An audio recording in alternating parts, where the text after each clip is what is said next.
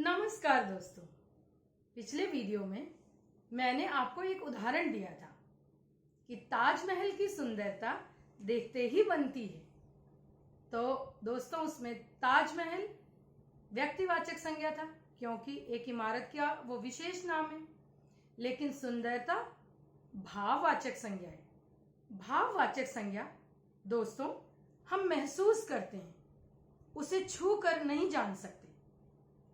देख सकते हैं पर देख कर भी उसे हम महसूस करते हैं। तो भाववाचक संज्ञा जैसे सुंदरता।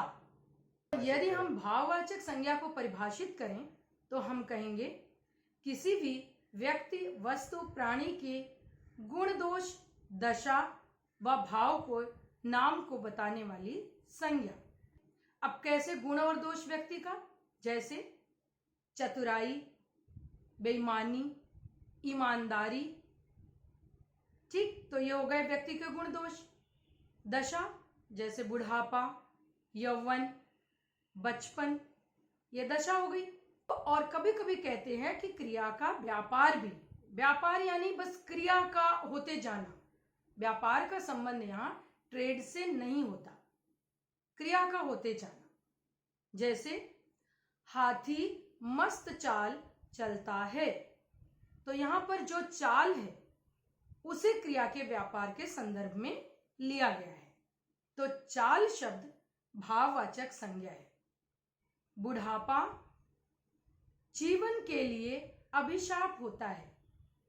तो बुढ़ापा आप देखकर व्यक्ति को कि इसकी उम्र ज्यादा है, ये ठीक से चल नहीं पा रहा है, महसूस करते हैं, यानी वो एक दशा है व्यक्ति की।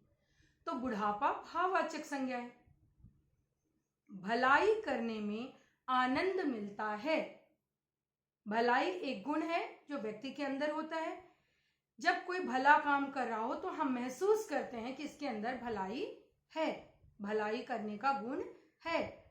तो भलाई करने में आनंद मिलता है, इस वाक्य में भलाई जो है वो एक भाववाचक संज्ञा है। तो दोस्तों, भाववाचक संज्ञा आपको समझ तो आ रही होगी, लेकिन भाववाचक संज्ञा में अक्सर हमने कक्षा में देखा है कि बच्चों में बहुत संशय बना रहता है। उन्हें स्पष्ट करने के लिए हम बहुत से उदाहरण देते हैं और तरीके अपनाते हैं। तो आ जाइए कुछ प्रश्नों को मिलजुल कर सुलझाते हैं ताकि भाववाचक संज्ञा और अच्छी तरह स्पष्ट हो सके। अध्यापिका जी, क्या भूख और प्यास भाववाचक संज्ञा है? तो आपने बहुत सही प्रश्न सुना। क्या भूख प्यास भी संज्ञा है, भाववाचक? जी हाँ। अगर हम कहें कि हमें भूख लगी है तो भूख एक भाव है। आप ये नहीं कह रहे हैं कि हमें खाना दे दो, आप कह रहे हैं हमें भूख लगी है।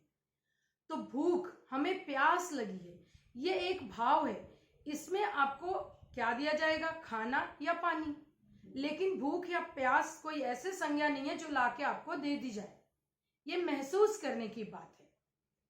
तो भूख और प्यास एक भाववाचक संज्ञा है। आइए अगला प्रश्न लेते हैं। अध्यापिका जी, तो क्या खुशबू भी भाववाचक संज्ञा है? जी हाँ, फूलों की खुशबू भी भाववाचक संज्ञा है। अगर हम कहें फूल तो वो होगा जातिवाचक संज्ञा, क्योंकि कोई भी फूल। लेकिन फूल के अंदर में जो सुगंध है, जो खुशबू है, जिसे हम महसूस करते हैं, कैसे? सूंघ कर।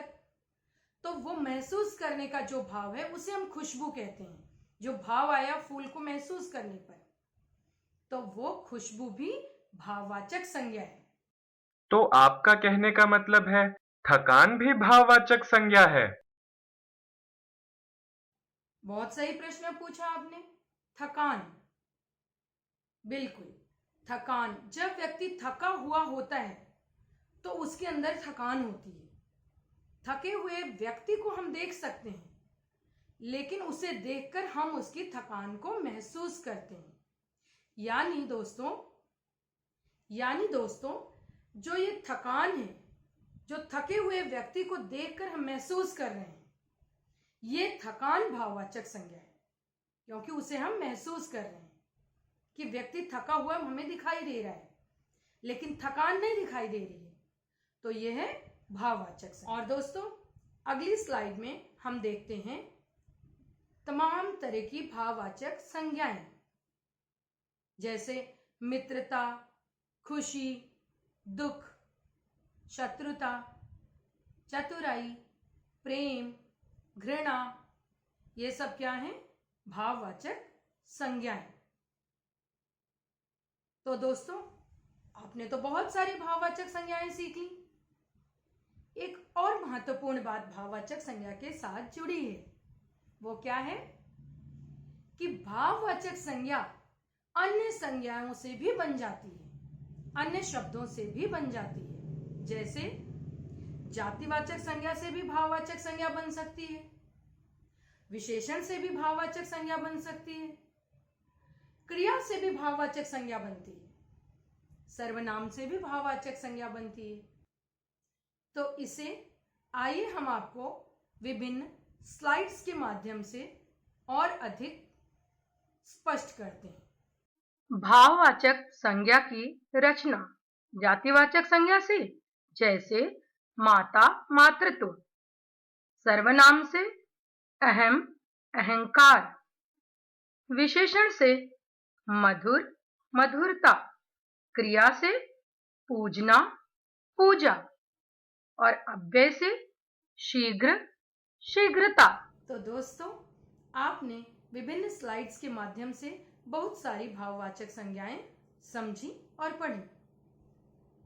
और भाववाचक संज्ञा विशेषण से भी बनती है। देखा आपने कैसे एक मात्रा के बदलने से भाववाचक संज्ञा बन जाती है।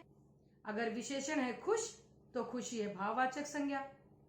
हम अपने अगले वीडियो में आपको विशेषण बताते हुए आपको विशेषण और भाववाचक संज्ञा में अंतर बताएंगे और अच्छी तरह से उसे स्पष्ट करेंगे। तब तक के लिए धन्यवाद। आप इस वीडियो को जरूर सब्सक्राइब करें ताकि आपका कोई वीडियो मिस ना हो। और यदि भाववाचक संज्ञा में आपको कहीं संशय है, किसी शब्द में संशय है, तो आप कमेंट बॉक्स में अवश्य लिखें, मैं उसका उत्तर अवश्य दूंगी।